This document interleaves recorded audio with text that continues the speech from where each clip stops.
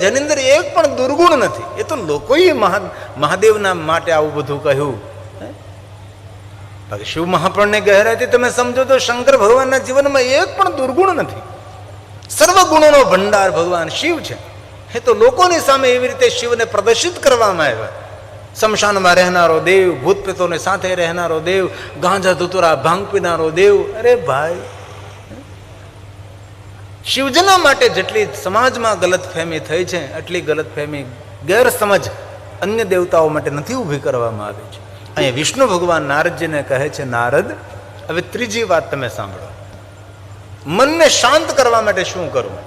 પહેલા તો કહ્યું ભાલમાં ભસ્મનો ત્રિપંડ કરો, પંચાક્ષર મંત્રનો જાપ કરો. હવે ત્રીજી વાત વિષ્ણુ ભગવાન સ્વયં બોલે છે, સાંભળો નારદ. સર્વાંગેષુ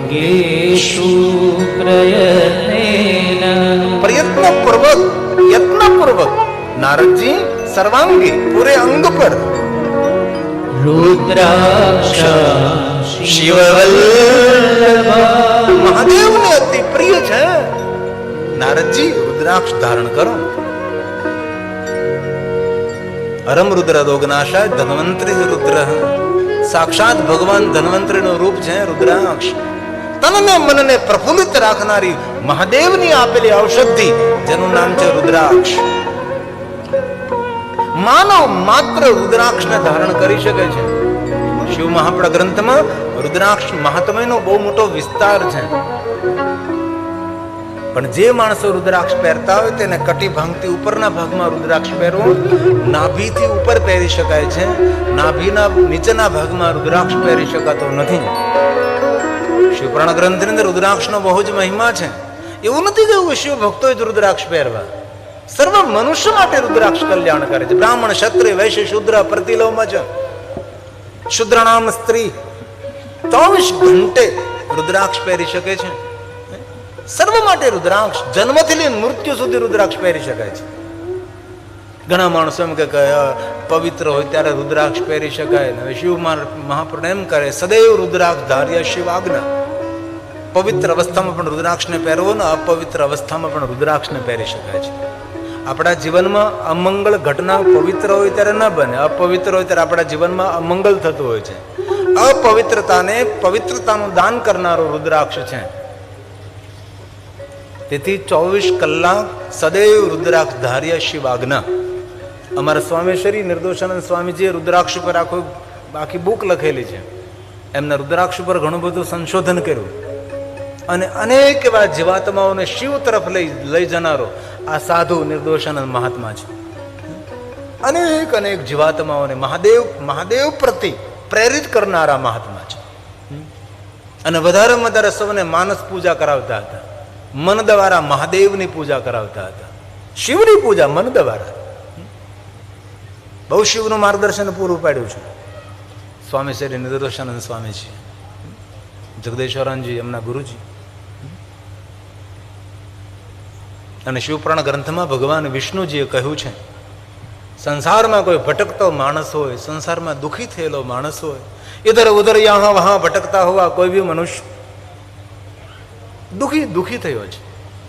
પણ સંસારમાં કોઈ ભટકતો માણસ હોય અને એ ભટકતા માણસને મહાદેવ તરફ લઈ જવો અને મહાદેવની ભક્તિનું તેને માર્ગદર્શન કરવું અને શિવજીના શિવાલય સુધી તેને પહોંચાડવું, એના જેવું એ કંઈ પુણ્ય નથી. કોઈ માણસને મહાદેવની ભક્તિ આપી. આ વિષ્ણુ ભગવાને શું કર્યું? નારદજીને મહાદેવની ભક્તિ આપી છે કે નારદજી તમે મહાદેવની ઉપાસના કરો, તમારું મન શાંત થશે, તમારું ચિત્ત શાંત થશે, તમારું સર્વ રીતે મંગલ થશે. તમે શિવ ઉપાસના કરો નારદજી. ભગવાન વિષ્ણુજી નારદજીને રુદ્રાક્ષ પહેરવાનું કહે છે. તેથી ભાઈઓ, બહેનો, વડીલો દરેકે રુદ્રાક્ષ પહેરવો જોઈએ. શિવપુરાણ ગ્રંથમાં 1 થી લઈને 14 મુખ સુધીનું વર્ણન છે. દેવી પુરાણમાં 1 થી લઈને 21 મુખી સુધીનું વર્ણન છે. પછી બજારમાં 108 મુખી મળે એવું બધું મળતું હોય છે. માણસ એક મુખી રુદ્રાક્ષ પહેરતો પણ પોતે પાછું 2 મુખી હોય. અહીંયા આવું બોલે, સામે બીજું બોલે. તેથી દરેકે રુદ્રાક્ષ પહેરવું. અમારા સ્વામી શ્રી નિર્દોષાનંદજી કહેતા હતા કે દરેક માણસે રુદ્રાક્ષ ધારણ કરવો. અને બહેનો માટે કહેતા હતા કે જે બહેનો મંગલસૂત્ર સાથે રુદ્રાક્ષને ધારણ કરે છે એ એ બહેનોને મંગલસૂત્ર કોઈ દી ગળામાંથી કાઢવું ના પડે, એનું અખંડ સૌભાગ્ય રહે છે. પુરાણ ગ્રંથમાં તો બહુ વિસ્તૃત રુદ્રાક્ષ માટે કહ્યું છે. અને દાદા દાદીએ રુદ્રાક્ષ પહેર્યો હોય, દાદા દાદીનું શરીર શાંત થાય તો બધું તેના શરીર ઉપરથી લઈ લેવું, પણ રુદ્રાક્ષની માળા દાદાને પહેરી રાખવા દેવી, રુદ્રાક્ષની માળા સાથે તેને અંતિમ યાત્રા કરાવવી. અમારા દસનામની અંદર અમારો દસનામ કોઈ કૈલાસવાસ થાય અને એમને સમાધિ આપવાની હોય, અને જો તેને રુદ્રાક્ષ ન પહેર્યો હોય તો તેને વિશેષ કરીને રુદ્રાક્ષ પહેરાવવામાં આવે અને પછી તેને સમાધિ દેવામાં આવે. તો કોઈ પણ મનુષ્ય રુદ્રાક્ષની માળા પહેરે ને એમનું જો દેવગમન થાય, રુદ્રાક્ષની માળા સાથે તેને શમશાન યાત્રા કરાવો. દાદીએ રુદ્રાક્ષની માળા પહેરી હોય, દાદાજીએ રુદ્રાક્ષની માળા પહેરી હોય, તો એ માટે શા માટે ગળામાંથી લેવી પડે? પણ એ સોનામાં જો બનાવેલી હોય તો ધીરેથી લઈ લેવી જોઈએ. એ તો જો કે તમને શીખવાડવું ન પડે, આપ સૌ ડાયા માણસો છો, પણ શિવજીની આજ્ઞા છે કે 24 કલાક રુદ્રાક્ષ પહેરી શકાય છે. તેથી મારા ભાઈઓ, બહેનો, બાળકો સૌને પ્રાર્થના છે, રુદ્રાક્ષ પહેરવો જોઈએ. ભલે તમે કોઈ પણ દેવી દેવતાઓની ઉપાસના સાધના કરતા હો, વિશ્વના દરેક દેવતાઓ રુદ્રાક્ષને ધારણ કરે છે, દરેક દેવીઓ રુદ્રાક્ષને ધારણ કરે છે, દરેક ઋષિમુનિ રુદ્રાક્ષને ધારણ કરે છે, ભગવાન રામ અને કૃષ્ણ પણ રુદ્રાક્ષને ધારણ કરે છે. તો આપ સૌ રુદ્રાક્ષ ધારણ કરો એવું શિવ મહાપ્રણનું કહેવું છે. જેના ભાલમાં ભસ્મનું ત્રિપુંડ હોય, જેના મુખમાં શિવનું નામ હોય, જેના કંઠમાં રુદ્રાક્ષ હોય, તાપત્રય હરમ ત્રિવેણી સદૃશમ, એ મનુષ્ય સાક્ષાત ત્રિવેણી તુલ્ય છે. ત્રિવેણી મતલબ ધર્મક્ષેત્રે, મહાક્ષેત્રે, ગંગા કાલિંદી સંગમે, પ્રયાગે, પરમ પૂર્ણે, બ્રહ્મલોકસ્ય વર્તમાને, સાક્ષાત પ્રયાગ તીર્થ તુલ્ય છે. જે મનુષ્ય ત્રિવસ્તુને ધારણ કરે છે, કંઠમાં રુદ્રાક્ષ, મુખમાં નીલકંઠનું નામ, ભાલમાં ભસ્મનું ત્રિપુંડ, સર્વ પાપને દૂર કરનારું છે. શિવનું નામ શું છે? તો કે ગંગા. બ્રહ્માજી સ્વયં નારદજીને કહ્યું છે. આ શ્લોક બ્રહ્માજીના મુખમાંથી પ્રગટ થયો છે.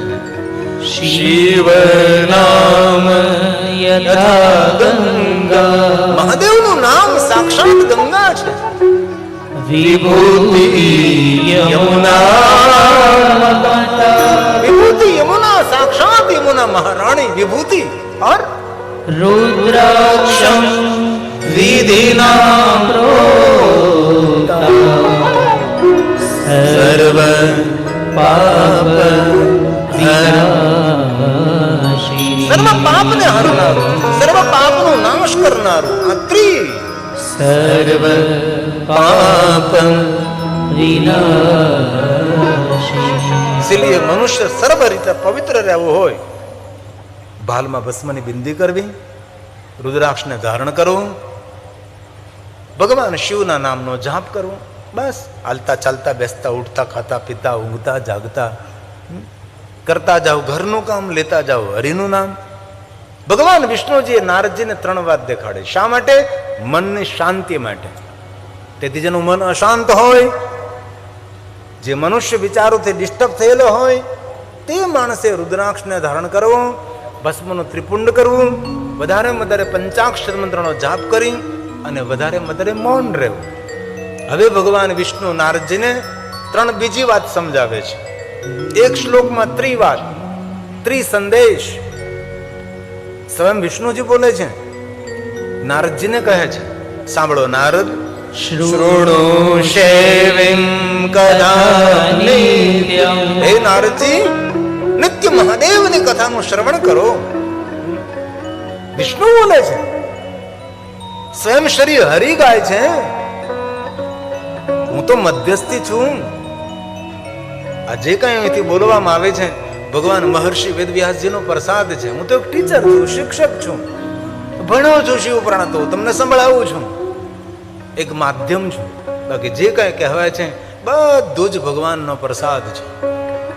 ભગવાન શ્રી હરિ, ભગવાન વિષ્ણુ બોલે, નારદ યાદ રાખો, આજથી અનુસરણ કરો. શૃણુ શૃણુ શેવિમ કથા નિત્યમ, વદ શેવિમ કથા સદા, પૂજ્ય સ્વાતિ યતને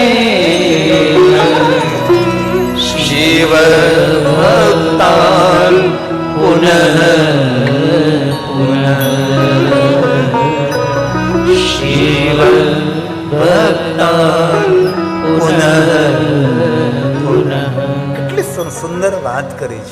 નારદજી મહાદેવની કથા સાંભળો, કથા સાંભળ્યા પછી કથાનું મનન ચિંતન કરો અને મહાદેવના ભક્તોના સંગમાં રહીને શિવ ભક્તોની સેવા કરો.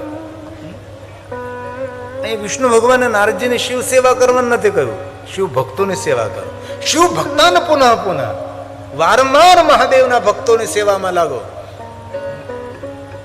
અને સ્વયં શિવે કહ્યું છે કે મારા ભક્તની સેવા એ જ મારી પૂજા છે.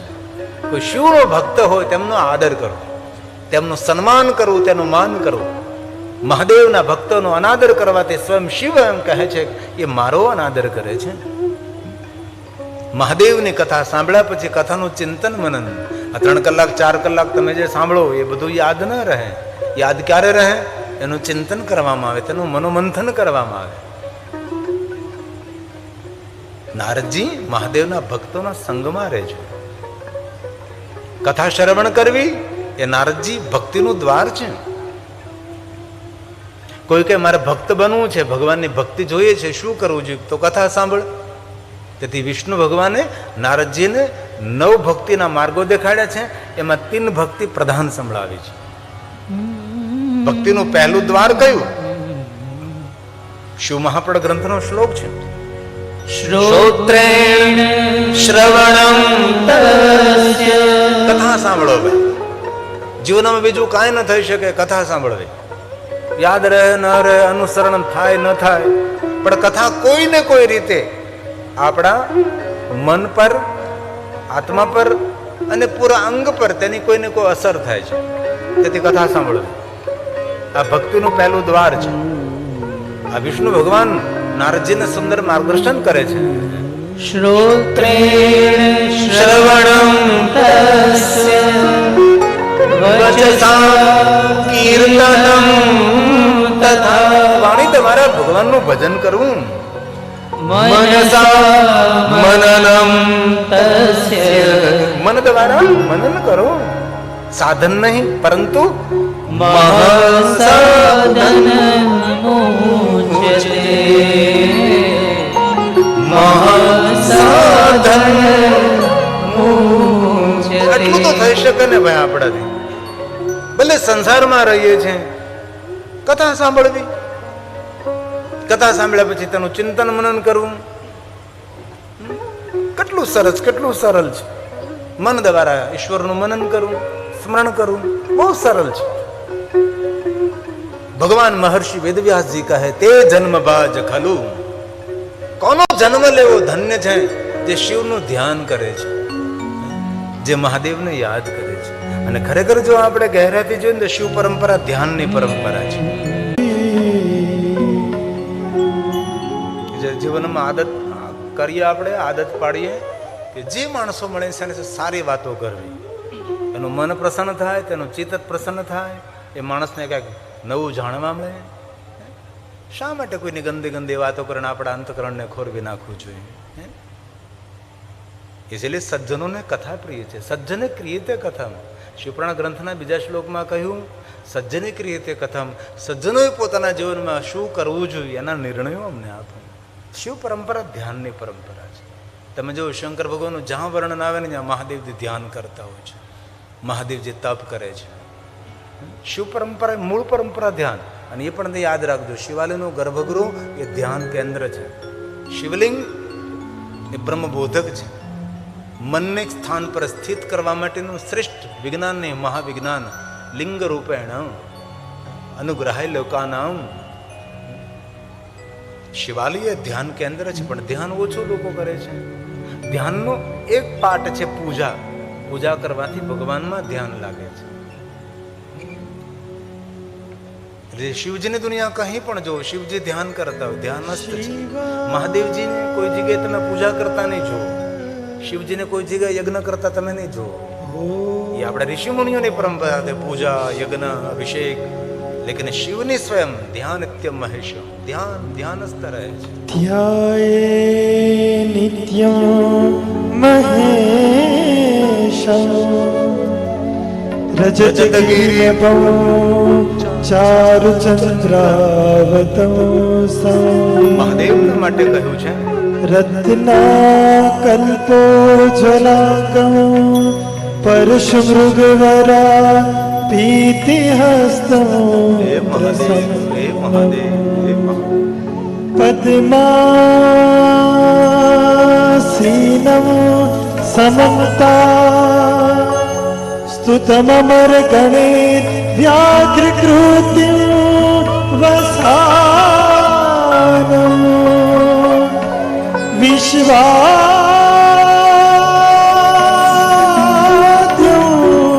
વિશ્વવંદ્યમ નિખિલ ભયહરો પંચવક્રમ ત્રિનેત્રમ પંચવક્રમ ત્રિનેત્રમ પંચવક્રમ ત્રિનેત્રમ. તો ભગવાન વ્યાસજી એમ કહે છે કોનો જન્મ લેવો સફળ છે? તો કહ્યું તે જન્મ બાજ ખલો. ખલો મતલબ ખરેખર સત્યમ સત્યમ સત્યમ સત્યમ ન સંશય. આ જીવલોકની અંદર કોણ ધન્ય છે? જે મહાદેવનું ધ્યાન કરે છે. ધ્યાન નથી કરી શકતો એ ભગવાનની સ્તુતિ કરે છે, ભગવાનની પ્રાર્થના કરે છે, પૂજા કરે છે, અર્ચન કરે છે, શિવનું દર્શન કરે, શિવનું સ્મરણ કરે છે. બિન પ્રયાસ ભવ તુરંતી ભવ પાર ઉતરે છે. આ શ્લોક શિવ મહાપડા ગ્રંથનો છે. જે કાંઈ હું તમને કહું છું સર્વ સિદ્ધાંત નિષ્પન્નમ, કોઈ એવી બનાવેલી, ઉપજાવેલી, સાંભળેલી, ચોરેલી નહીં. જે ભગવાન વ્યાસે શિવ પુરાણમાં કહ્યું છે એ કહેવાનો પ્રયાસ કરું છું.